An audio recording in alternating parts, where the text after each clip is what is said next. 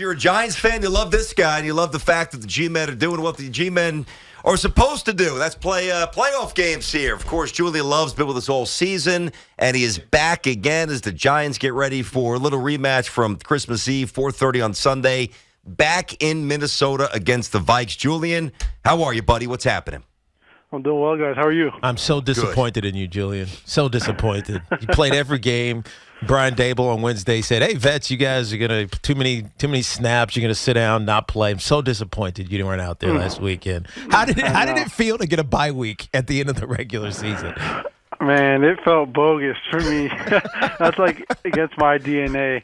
I feel like they knew. Like a few of us didn't dress. I was one of the ones that didn't. Was inactive. Yeah.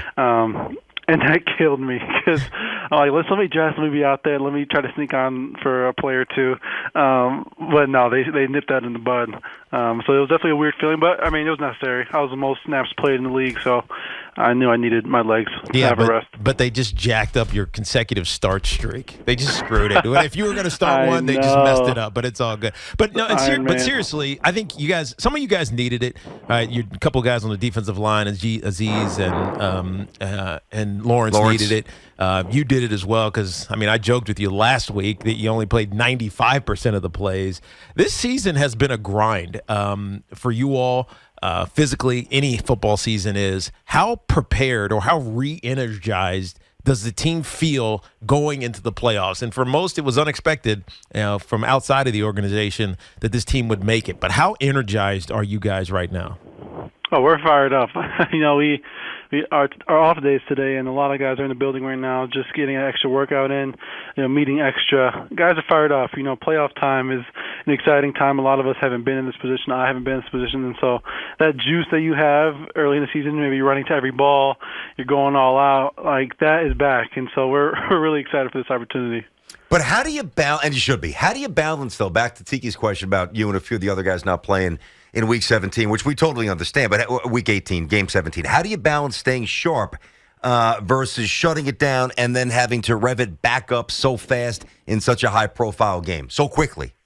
Yeah, I think we did a good job because I was practicing all last week.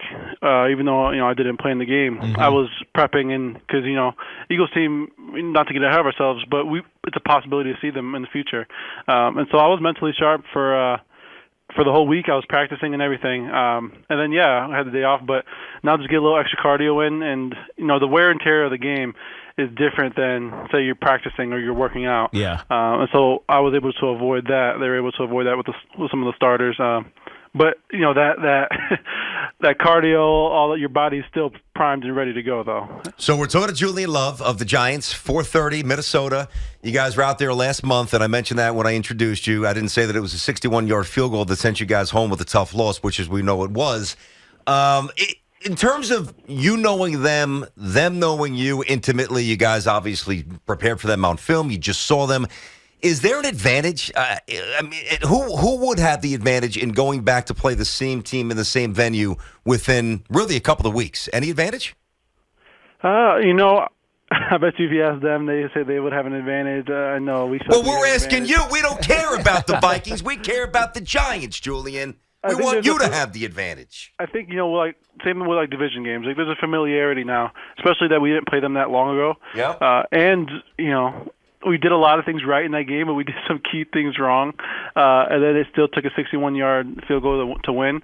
There's a confidence right now going into this playoffs that we can make a run, starting with Minnesota, of course, and we feel good. I know we feel good going back there. One of the things that I think got the little bit of view last week defensively. I'm not talking offensively because there were mistakes offensively, interception, you had a fumble, by Bellinger.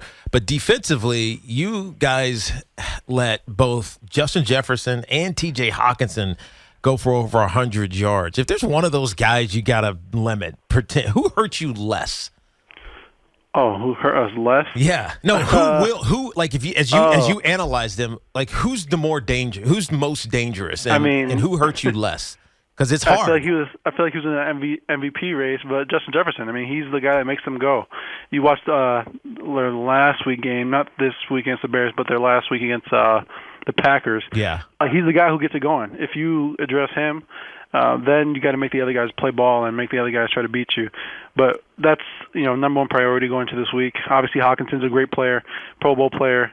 We got to account for him as well, but 18 makes him go. Yeah, he definitely does, and I'm assuming that Adoree Jackson's going to be able to go.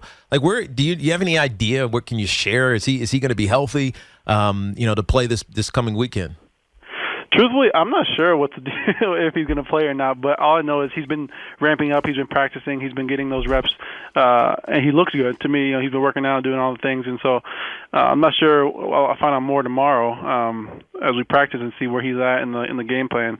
But yeah, I mean, we get some guys back, which is also huge for us this playoff run. So, Julian, I don't want to unnecessarily stir anything up here, but I'd be remiss. I wouldn't do my job if I didn't ask the question. Is there anything boiling within the building that Davis Webb could possibly unseat Daniel Jones here as the starting quarterback for the Giants in this game? There has been some speculation throughout the building. Davis is a guy who is super sharp, who is basically a player coach in the sense that he's super competitive and is in there practicing, helping out our defense and all that stuff. But he's also giving some really good insight for both the offense and defense every week. They trust him in that role. And so I think you just let you saw kind of his mind and his competitiveness take over a little bit in that game this weekend. You said before that you think that, one game at a time, but you think you guys could get on a little roll. It's almost unfair to even throw this at you, but I want to take it a little step further. Obviously, you guys enter every season with the highest aspirations. Every team that starts first day of camp, their goal is to win a Super Bowl. And then a lot of teams don't make the playoffs. Teams get quickly bounced. But one thing about the Giants, when they make the playoffs, they usually do something big. Describe the internal level of conviction that you guys can actually win. I know this is really pushing it far down the road, but engage me if you can. Lombardi number 5. I mean, is that even talked about? There is just a different buzz in the building right now with the staff, with the players. Like, yeah, just give us opportunity and let's see what could happen. I mean, if you look at, I think it was since 11, that Super Bowl run, there's only been 2 other times that we've been in the playoffs, 11, 16, and now. Yeah. I could be wrong on that. But no, you're right. I mean, like, we got to understand what it is. And one of those teams, was 9-7 going into the playoffs. And so it is an exciting time. Obviously, we got to take it one game at a time, but we feel confident ourselves to make a run. When we look at, we beat, I think, 9 playoff-eligible teams, 8 playoff-eligible teams this year. I mean, it's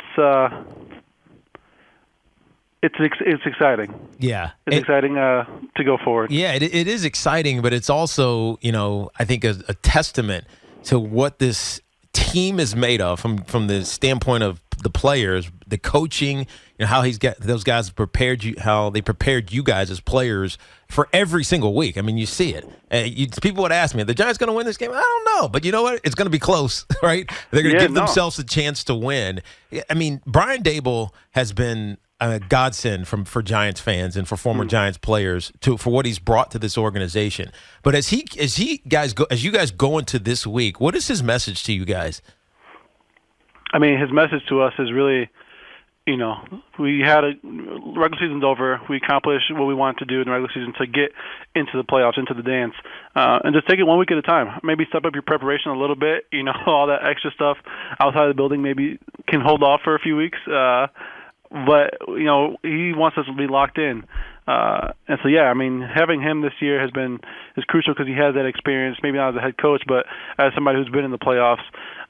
And, yeah, he's let guys just be themselves. He let guys' personality show, which I think is what you've seen all season long. When we're at our best, guys are just being themselves, having fun, not afraid to make mistakes, putting it on the line. And so that's the biggest thing I thought he brought to us. I feel like he humanized the franchise. Mm-hmm. He humanized everybody. We're people. Let's have fun. We're going to make mistakes. We're going to be a little raw, but we're going to be humans.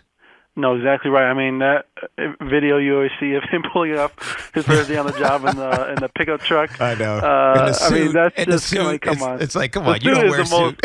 Yeah, the suit is the most outlandish thing in that video. Does he travel in a suit? He does, doesn't he? Hell no. He's a hoodie guy. I have never seen him wear a suit. Hoodie. He wore that for his first communion, and they had to dust it off, right? Hey, what to say.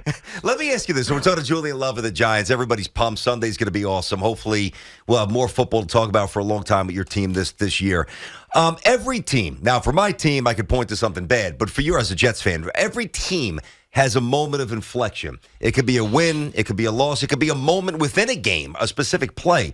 If I said to you, Julian, in your opinion, what was the most pivotal point this season for the Giants? What would it be? I'm going to say, I think of two moments. Okay. Well, the first moment is Week 1, Tennessee. I think it's overtime or getting ready to go, or no, last minute of the game. Yeah. Overtime. And Saquon and the offense converts a 2-point conversion to put us up. Mm-hmm. That moment, I think, just was a catalyst for our confidence and our momentum going into the year and realizing what we can accomplish as a team. Us as fans, too, by the way, Julian. Yeah. Exactly right. And then the second moment, I think, is the London game against Green Bay. I think at that point, Green Bay was, whatever. People were talking about them highly. And we were the kind of the first team to knock them off. But just that win in that setting, they felt like they had control of the whole game, and we come back and win the game. I think we're like, okay, now we're buzzing. And then you see the Ravens game the next week with the win. And so I think those two moments of the Green Bay game and that Tennessee game just really defined kind of who we can be this season. Yeah, That's It's awesome. interesting because it made you feel, this is as a fan and as an analyst, they're never out of a game. I mean, other than the Eagles game, which just kind of got away from you guys, and I excoriated you for the first Eagles game. Other than the Eagles game, it never felt like you all were out of it. You always felt like, they just need a couple plays here and they can get back into this game. And I think that's a testament to a team that can win in any situation. And as you guys head out to Minnesota, all of us are believing Giants are winning this game. And I'm sure you guys feel the same way. Oh no, we feel really confident going into this game because we know what it means. It means a lot to the people in the building, not just the players, but the staff. You just see the emotion in everybody's eyes. So everyone's working a little harder this week, knowing that we are prepping to make a run.